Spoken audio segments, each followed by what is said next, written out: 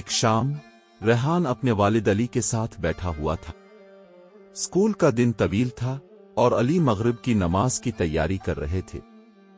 ریحان انہیں دلچسپی سے دیکھ رہا تھا۔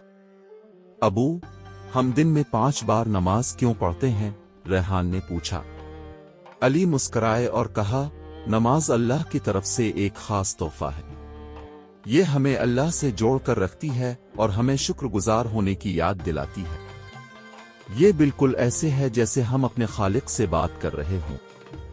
لیکن کبھی کبھار میں اسکول کے کاموں میں اتنا مصروف ہوتا ہوں، ریحان نے اعتراف کیا۔ علی نے نرمی سے اپنے بیٹے کے کندھے پر ہاتھ رکھا۔ میں سمجھتا ہوں، لیکن نماز ہمیں نظم و ضبط سکھاتی ہے۔ یہ ہمیں وقت کا صحیح استعمال سکھاتی ہے اور یہ بھی کہ چاہے ہم کتنے ہی مصروف کیوں نہ ہوں، اللہ کا شکر ادا کرنے کے لیے ہمیشہ وقت ہوتا ہے۔ ریحان نے سوچتے ہوئے سر ہلایا۔ تو یہ صرف نماز پڑھنے کا نہیں، بلکہ اللہ کو ہر کام میں یاد رکھنے کا سبق ہے۔ بالکل، علی نے جواب دیا۔